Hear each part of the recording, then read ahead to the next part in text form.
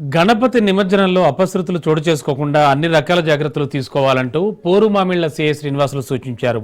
ఆయన కలసపాడు మండలంలో వినాయక మండపాలను సందర్శించి స్థానికులకు పలు సూచనలు చేశారు. వినాయక విగ్రహాలు రోడ్డుకు అడ్డంగా తీసుకెళ్లకుండా ట్రాఫిక్ అంతరాయం లేకుండా జాగ్రత్తలు తీసుకోవాలని కోరారు.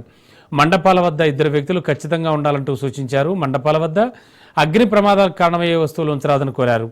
ఇక ఊరేగింపుల్లో అసభ్యకరమైన పాటలు, రాజకీయ ప్రకటనలు పెట్టరాదని సూచించారు. నిమజ్జనానికి వెళ్లేటప్పుడు ట్రాక్టర్లపైన చిన్నపిల్లలు, మద్యం తాగిన వారిని ఎక్కించరాదని తెలిపారు.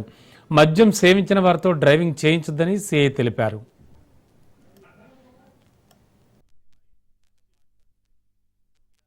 కలసపాడు మండలంలో వినాయక చవితి సందర్భంగా వినాయక చవితికి నిమజ్జనం జరుగుతుంది. ఈ కలసపాడు మండలంలోని పల్లెల్లో, ఆ చుట్టుపక్కల పల్లెల్లో, ఆయా గ్రామాల్లో గల చెరువుల్లో, కాలువల్లో, నీటి కుంటలలో నిమజ్జనం చేస్తారు.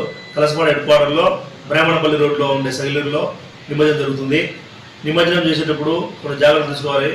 చిన్నపిల్లలు ట్రాక్టర్లలో ఎత్తుకొని వచ్చేటప్పుడు చిన్నపిల్లలను, తాగిన వాళ్ళను ఆ ట్రాక్టర్ పైన ఉండనియకూడదు.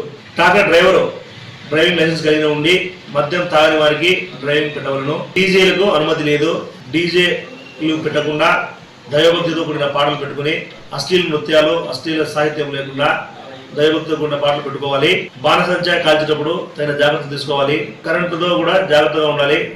అది విగ్రహం హైట్ను బట్టి తగ్గట్టుగా కరెంటు లైన్ లేకుండా క్లియర్ చేసుకోవాలి. దీనికి ఎలక్ట్రిసిటీ డిపార్ట్మెంట్ కూడా కలిసి పర్మిషన్ తీసుకోవాల్సి ఉంటుంది. నిమజ్జనం చేసేటప్పుడు నీటిలోకి పోయేటప్పుడు చిన్నపిల్లలు, తాగిన వాళ్ళను దాంట్లో నీటిలోకి పోకుండా జాగ్రత్త తీసుకోవాలను. పోలీసు చూపించిన మార్గంలోనే ఏ రూట్లో చూపించింటే ఆ రూట్ ప్రకారమే నిమజ్జనానికి పోవాలి. ఎక్కడ ఎటువంటి సంఘటన జరగకుండా ప్రశాంతమైన వినాయక నిమజ్జనం జరిగిపోవాలని కోరుకుంటున్నాము.